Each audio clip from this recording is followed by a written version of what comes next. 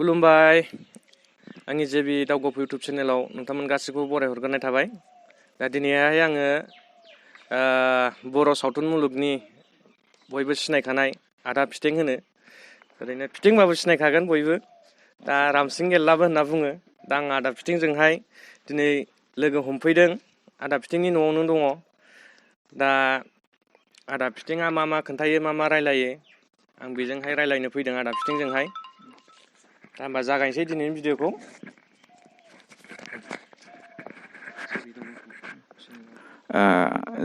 जेबि दावगाफु बिथांखौ आङो खुलुमबाय आरो रायजो राजाखौबो खुलुमबाय। दा बिथांमोना आंनि नैबे गरिब न'खराव फैदों। बिथांमोना मा सोंनो फैदों, आं बे सोंथिखौ आङो थियारि जाबाय। दा होमबा गिबियाव आदाया नोंनि इन्ट्रडाक्सनखौ होग्रोदो। आंनि गामिनि नामा जाहैबाय गाम्बारि बिल, जोनोम जायगा बियो। आरो आङो जेरनिफ्राय बेसेबां बर' फिल्मावहाय नाम खालामबोखो बेखौथ' गासिबो मोनथिजोबखागौ। आरो दिनैसिम आङो 29टा सिनेमा गाबोबाय। बेवहाय मा नाम लाबोखो बेखौ आं बावबाय। दा बे बिथाङा मा सोंनो नागिरदों, आं बे सोंथिखौ माने फिननाय होनो थाखाय थियारि जाबाय। दा बिथाङा सोंनो हासिगोन।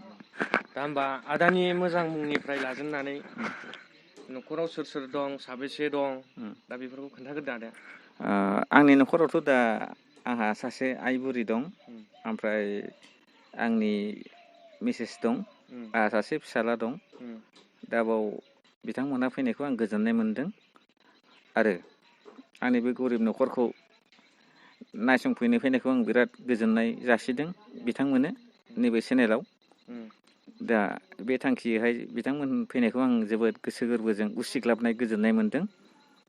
बिनि थाखायनो आङो बिसोरखौ बरायदों गोसो गोरबोजों।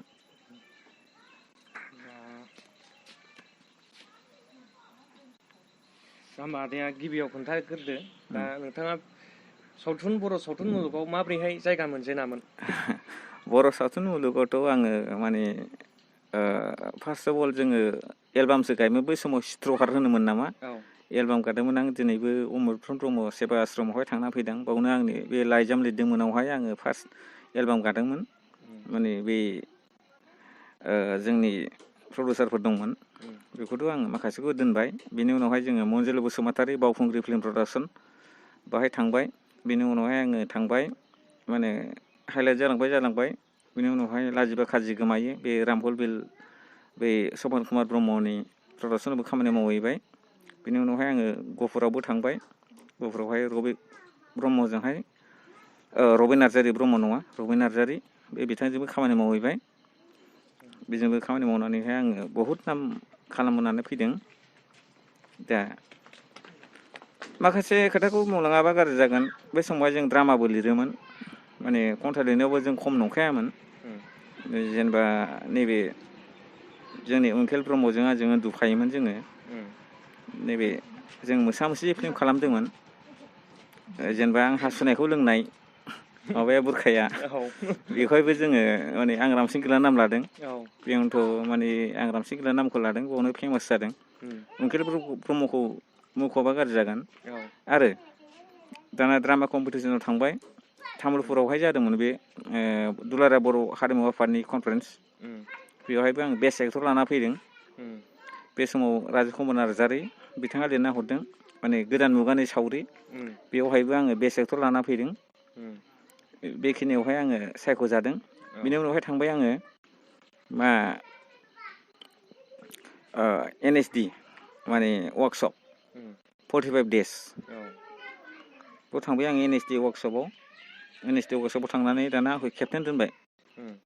बै थेंग' सार्लिनि माबाया पबितर राभा, बियो आंखौहाय केप्टेन दोनबाय क्लासाव, नोंनि टेलेन्टआ आलादा होननानै।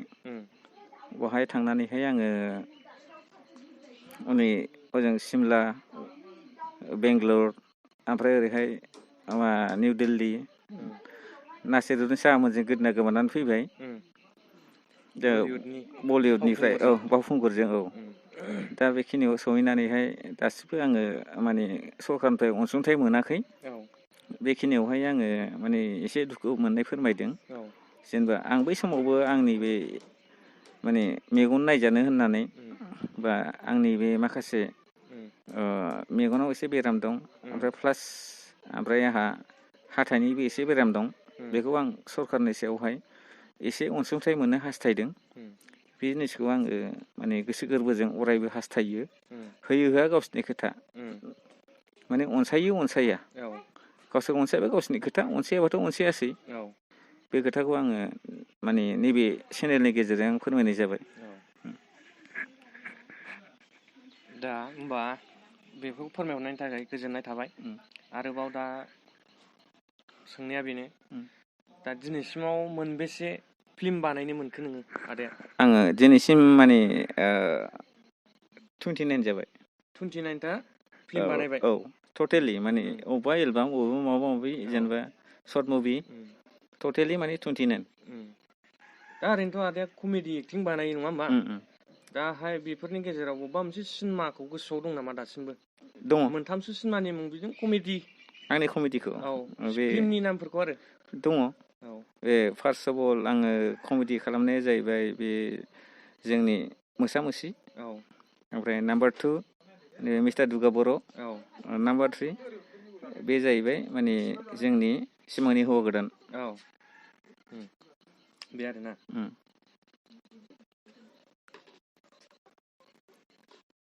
दा मोनसे सोंनायाबो आरो बेनोबाव दा नोंथाङा जे सिनेमायावहाय डायलग बानायो कमेडि होयो दा बे कमेडिफोरखौहाय नोंनि बायदियै बानायो ना प्रडिउसार बै डिरेक्टरनि बायदियै बानायो बे जाहैबाय आंनि गड गिफ्टेड आंनो हारसिं खालामनानै लायो हारसिं माने बानायनानै आंनो स्क्रिप्टखौल' नांगौ स्क्रिप्टखौ खालामनानै अन क्रिएट खालामो बे डायलग कमेडिफोरखौनो हारसिं बानायो औ माखासेखौ आं फरायबाय फरायखांनायनि उनावहाय माखासे सोदेरनांगौ आं सोदेरबाय बेबायदि दा बे आरो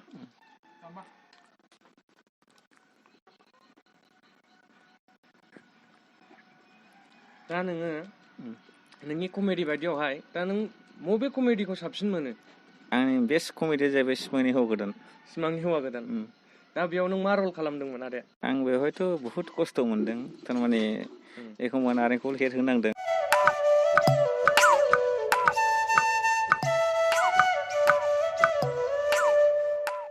लावथाय बे नारेंखल फिथाइखौ हानना हरलाय हाननानै लांदोब्रा दान्दाफोरजों थुख्लायनानै बे खामानि मावनायखौ नुवाखै नोङो ओरैनोबा एथ्राखै गावजानो गिनानैसो थिनदों नोंखौ हा गावबा मालाय माथो जानांगौ बेखौलाय हाफ्लेनानैसो फुजा होखागोन दा फाग्लाना फाग्लासैखा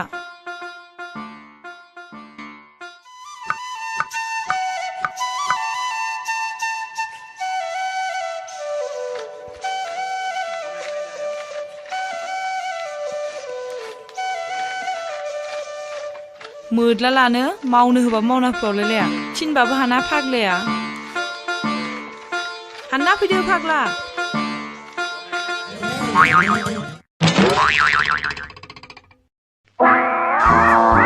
आयौ फाग्ला नांमारबायसो लावथाय मा जाखो आयौ आयौ मानो बिदि गल गल जाबाय नोंलाय आयौ मोजां खामानि थिनबा जे मानिया नालाय नोंहा लावथाय मा जाखो अख्रियानो लाजे नालाय गावहा फाग्लाया नारेंखल फिथाइसो बुजालासिनो आयौ आयौ मा जाखोसै आयौ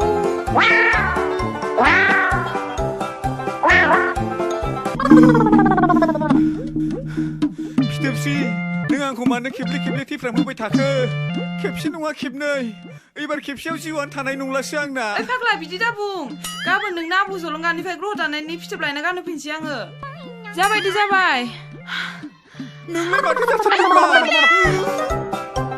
आयौ फाग्लाया मानै नै आयौ आयौ आयौ आयौ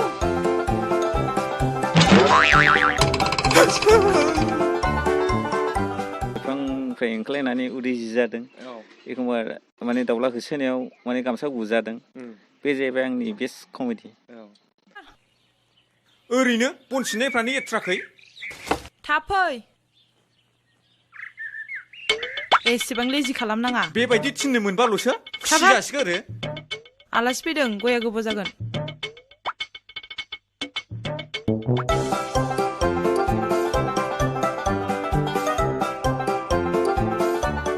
माखौबा खुलुमलायदों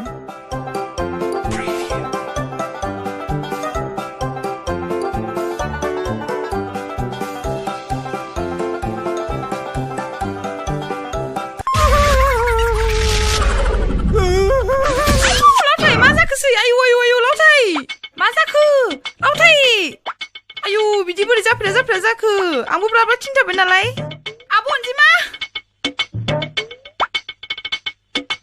आयु मा जाखोसै जाफ्रा बोरै बिदि जाखो दा होमबा दासिमावहाय आदानाव जेबो गोदान प्रजेक्टनि खबर गैथ'वा नामा प्रजेक्टआ दंथ'यो थारमाने गोदान फिल्म बानायनायनि गोदान बानायगोन माने जों गफुरनिफ्रायनो बानायगोन माने नेक्स्ट प्रजेक्ट दङ सनितपुरनिफ्राय गोदान प्रजेक्ट बानायगोन जोङो मोननै फिल्म ओंखारगोन बेखौ जोङो दानो खिथाथ'नो हानाय नङा बेथ' जाबाय दे ओमफ्राय बियो बेसे गोबावनि उनाव जागायगोन बे प्रजेक्टआ बियो मथा मथि 2 मासनि उनाव जागायगोन 2 मासनि उनावनो जागायगोन दा आंबो मोनसे सिनेमायावहाय ओरैबायदि मोनसे कमेडि स्केम नुदों आरो आं बे आदानि दा बेहाय नुनाया जाहैबाय बै मोनसे मा फिल्म होनोमोन बे खोजोमा फिरिनाया बेथ' माबा थांखि गैयि समाज दा बेयाव खोजोमा बासाखौ फिरिथारा ना ओरैनो एक्टिं बानाया बे अरिजिनेल खोजोमा बासाखौ फिरिदों अरिजिनेल होमबाथ' मोदोमाव बहुत अरदों जागोन नङा अरदों दा माबायदि खस्थ' मोना बे खोजोमा फिरिदेर जानायाव अरनाय खोजोमायाथ' माने मोनसे अभिशाप दंखायो नालाय आं मानसिखौ अरबानो आं थैनांगौ होननाया गावनि अभिशाप खादो बेयो माने अरदों एसे अरनाया ओरै पामपुलिमोन आंखौहाय बुस्रिलाबायना होदों शुटिं बानायनाय टाइमाव खस्थ' मोनो बहुतनो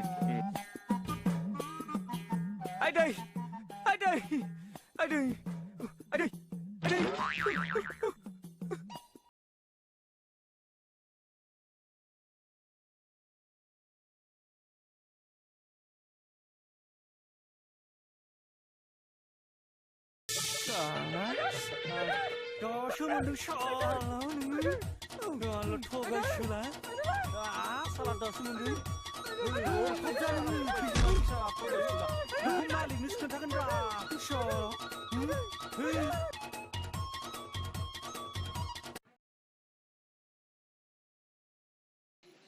राभाखौनो खना आदा माबायदि सुरा राभासो बर'नि ए अन दे राजिदा सना नों आंजों थांफानो राजिदा सना नों आंजों थांफानो हादानावसो सना आंनि न'आ हादानावसो सना आंनि न'आ राजिदा सना नों आंजों थांफानो बे मिउजिक थांबाय खोनाबाय नों थागोन न'नेनो आं थांगोन बन लायनो नों थागोन न'नेनो आं थांगोन बन लायनो रुजु रुमु अनलायनानै संसार जालांगोन रुजु रुमु अनलायनानै संसार जालांगोन राजिदा सना नों आंजों थांफानो राजिदा सना नों आंजों थांफानो आं थांगोन हाल एवनो नों थांगोन साहैनो आं थांगोन हाल एवनो नों थांगोन साहैनो रुजु रुमु अनलायनानै रायजो जालांगोन रुजु रुमु अनलायनानै रायजो जालांगोन राजिदा सना नों आंजों थांफानो राजिदा सना नों आंजों थांफानो एसेनोसै ना दा आदाया बे गानखौहाय रेकर्डिं बानायदोंना बानायाखै खालामथ'वाखै खालामगोन आरो खालामगोनसो नोंथांमोनहा जुदि आंखौ सापर्ट खालामोबा माने मिउजिकजों माने नोंसोर सापर्ट खालामबा नोंसोरनो हाइलाइट जागोन बे सिस्टेम बिसोर आंनावहाय माने बेबायदि मिउजिक सिस्टेमनि माबाबो गैया नालाय माने आंनो फाइनान्सियेल बिराद पुवर माने आंनाव राङारि जेबो अनसुंथाइ होग्रा रावबो गैया नालाय बेयाव माने हाइलाइट जाजोबगोन आरोखि बहुद गान दं नायनांगौबा बिराद लिरनानै दोनखाजोबनाय आरो दंबावोसो ओरैनो कमेडिफोर गान दंबावो नामा कमेडि दं बानायनाय आं दं आरामसे दं नैबेखौ खालामाखै आं दाबो गोसोमबाबो नाब्लेब्लेबाबो गोसोमबाबो नाब्लेब्लेबाबो गोसो थोलायनायाव गेजेन नङा जोंना बाजैनि बिनानावा हंलेलेबाबो गुरब्लेब्लेबाबो हंलेलेबाबो गुरब्लेब्लेबाबो मोजां मोनलायनायाव एसेल' नङा जोंहा बाजैनि बिनानावा जाथि खुरमा बाय बाहागि बिनि थाखाय जिंगा सिबाय होनबा साननांगौ जाबाय नङा होमबा मोजांथ' बहुत मोजां गाना मोजांजोब माने आरोबाव रेकर्डिंआव बानायबावबा आरो बांसिन साबसिन जाबावगोन खोनाबावगोन माने मिउजिक थाबा नांबावगौ नामा दे दोंसे नायनांगौ ओमफ्राय बर'नि अनगायै आलदा हारिनि गुबुन हारिनि रावनिबो बानायो नामा? आं दा बिसोरखौ बानायथ'वाखै दंनायालाय दङ खिन्थु दिनैहाय आं बेखौ फुरा होजोबनो हानाय नङा। औ दे।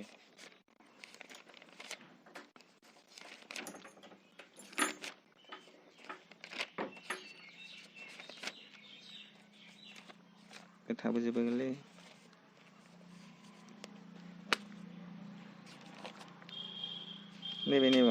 नैबेखौ आं दाबो रेकर्डिंआव हराखै खोनाबाय। बे जाहैबाय आङो ट्रेनाव लिरनाय गान। ट्रेनाव लिरनाय ट्रेनाव होनो दे एसे ससे फारखिजुलि रायजोनि थगायसुलि सिखोला अनुपमा आंखौ नागारलांनानै आंनिख्रुइ साबसिन हौवा मोनहैदों नामा फोरमायहर सना लाइजामजों नङाबा मबाइल फनजों फोरमायहर सना लाइजामजों नङाबा मबाइल फनजों फारखिजुलि रायजोनि थगायसुलि सिखोला अनुपमा आंखौ नागारलांनानै आंनिख्रुइ साबसिन हौवा मोनहैदों नामा बे मिउजिक थांबाय दे।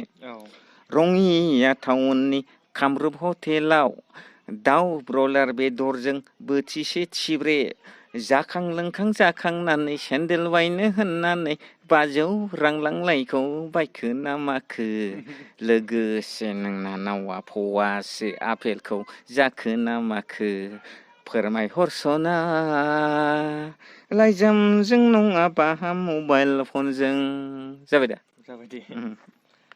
ओमफ्राय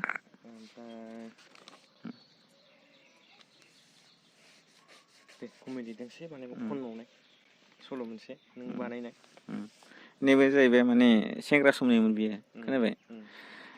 बिखा क्लाबो क्लाब मोनग्रा जाबाय बिखा क्लाबो क्लाब मोनग्रा जाबाय सुम' बलेर' गारिजों थालिर बिफां खानानै लले लले लांनायखौ लोगो मोनोब्ला गोसो गुरलुब गुरलुब मोनग्रा जाबाय बिखा क्लाबो क्लाब मोनग्रा जाबाय सानजा सोनाब सा खोला जरा जरा जुलि जालांबाय गोसो थोनाय अनजालिजों नेवसिलांजाना जुलिया आंना सोरजों जानांगौ जुलिया आंहा सोरखौ लानांगौ बिखा क्लाबो क्लाब मोनग्रा जाबाय गोसो गुरलुब गुरलुब मोनग्रा जाबाय।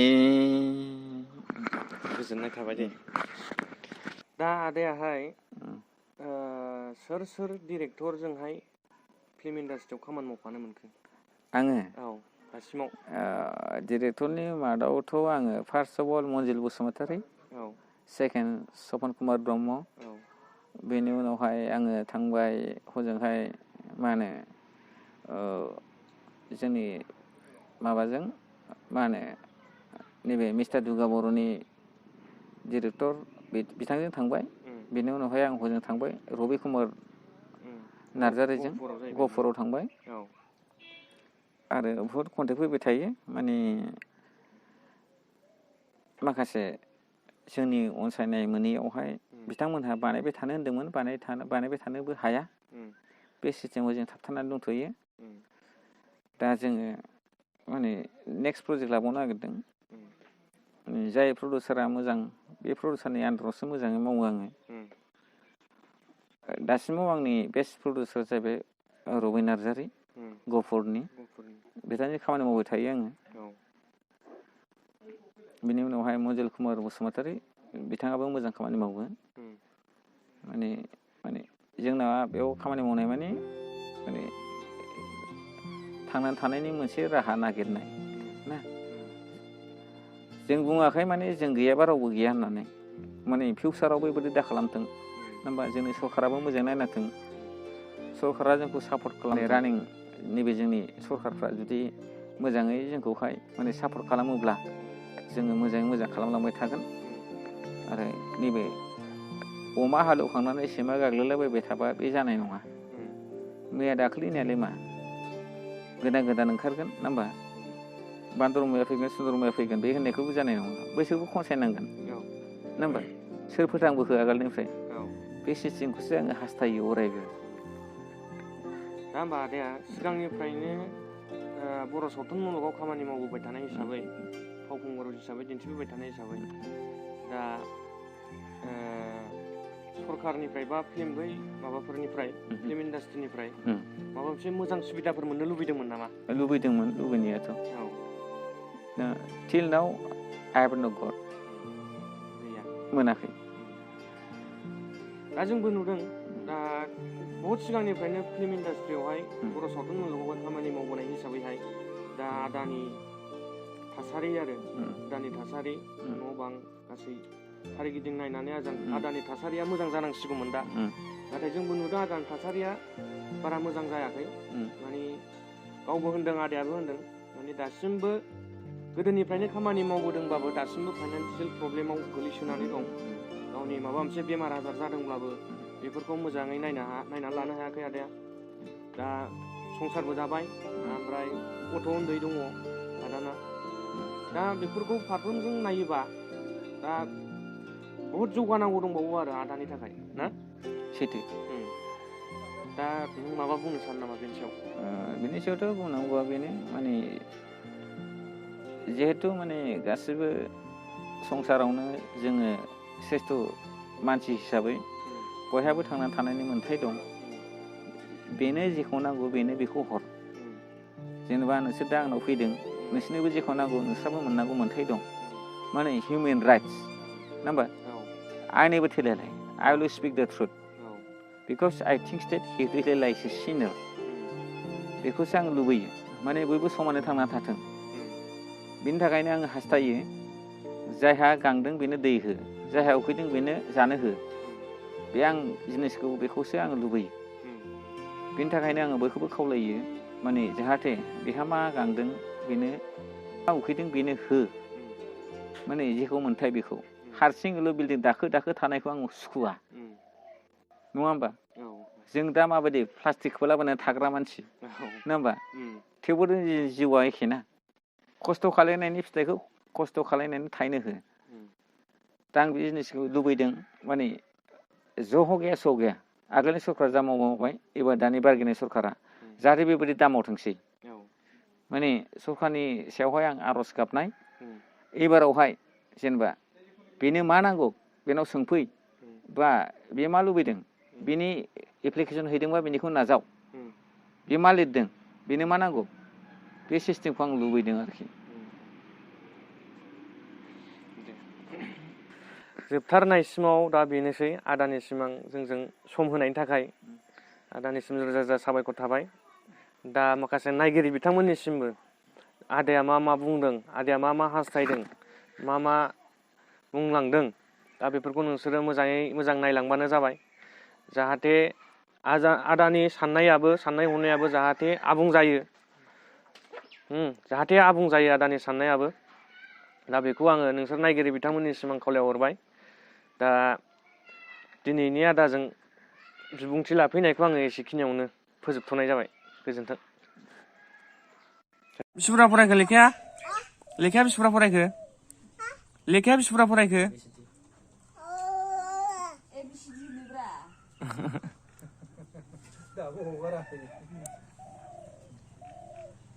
नै बेनो आदा फिथिंनि फिसालाया मा नाम दा आजा नोंना मा नाम धनबीर ब्रह्म